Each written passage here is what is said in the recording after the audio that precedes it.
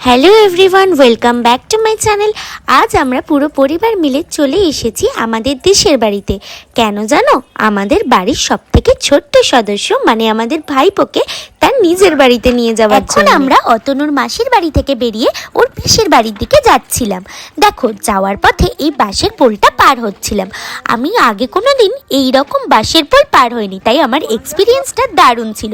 আবার ভয়ও লাগছিল, শুধু মনে হচ্ছিল পড়ে যাব। By the way friends, look at the view, just awesome. এই দেশে আসার মধ্যে একটা অদ্ভুত আনন্দ আছে জানো তো, কারণ এই জায়গার ব্রিথিংটা আমাদের শহরের ব্রিথিংয়ের থেকে অনেকটাই ফ্রেশ। চলো, আমরা প্রায় পিসির বাড়ির কাছাকাছি চলেই এলাম। ও বাবা, ঢুকতে না ঢুকতেই দেখি আমাদের পিসে মশাই একা একাই রান্নার জোগাড় শুরু করে দিয়েছে। এবার আমাদের পুচকুর কাছে চলে আসলাম। ও ওর দিদুনের সাথে আগেই চলে এসেছিল। আমাদের সোনা পুচকু, কতদিন দেখিনি পুচকুটাকে। এতদিন পর কাম্মার কোলে এসে কিরকম চুপচাপ শুয়ে আছে দেখো। এত আনন্দের মাঝে তোমাদেরকে তো বলতে ভুলেই গেছি, আজ হলো আমাদের বাবুর জন্য একটা বিশেষ দিন। আজকে ও নেড়ু হয়ে যাবে। আমার শ্বশুর বাড়ির একটা রিচুয়ালস আছে যে বাচ্চার অন্নপ্রাশনের আগে আমাদের দেশের পঞ্চানন বাবার মন্দিরে তার চুল দান করতে হয়। তাই জন্য আমরা প্রস্তুতি ছিলাম। তাই আমার মাসি শাশুড়ি বাবার পুজোর ডালা মাথায় করে বাবার মন্দিরে পৌঁছে দিচ্ছিল। এবার পুজো পৌঁছে দিয়ে এসে আমরা সবাই মিলে লুচি খেতে বসলাম।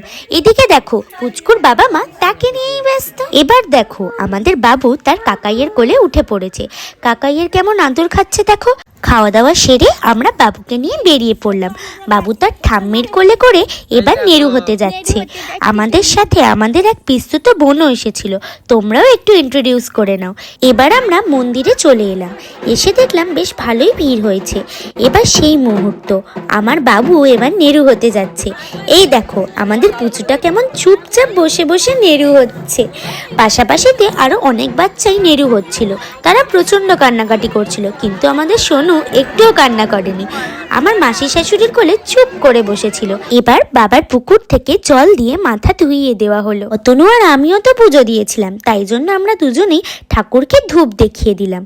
তারপর বাতিও জ্বালিয়ে বাবাকে আমাদের মনস্কামনা জানাই। বাবা কিন্তু খুবই জাগ্রত, বাবার কাছে কিছু চাইলে বাবা কাউকেই ফিরিয়ে দেয়। আমাদের দেশের বাড়ির এই বিখ্যাত পঞ্চানন বাবাকে এবার তোমরাও একটু দর্শন করে নাও।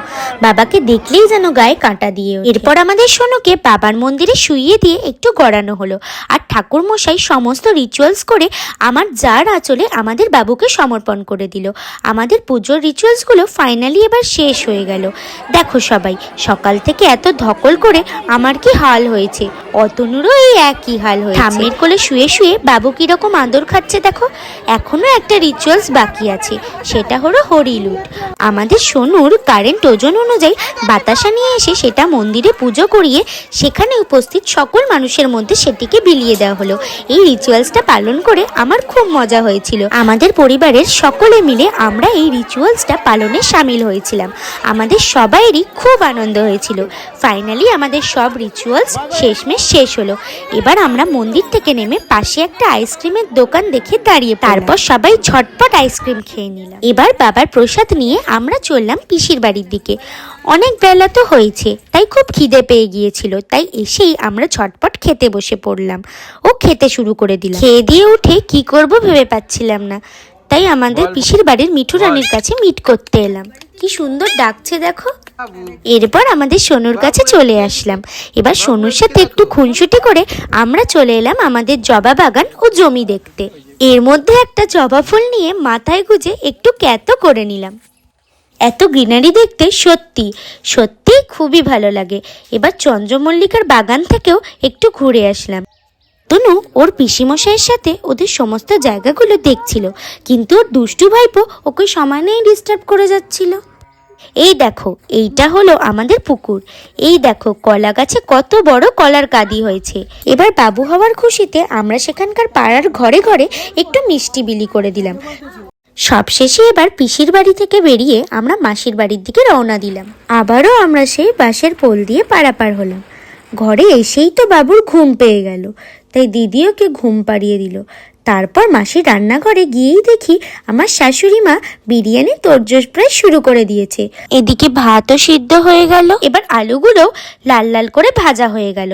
তারপর বেরেস্তা প্রায় রেডি হয়ে গেল। এবার মা মাংসর বড় বড় পিসগুলোকে কষতে দিয়ে দিল। এবার মাংসগুলো প্রায় কষা হয়ে গেল।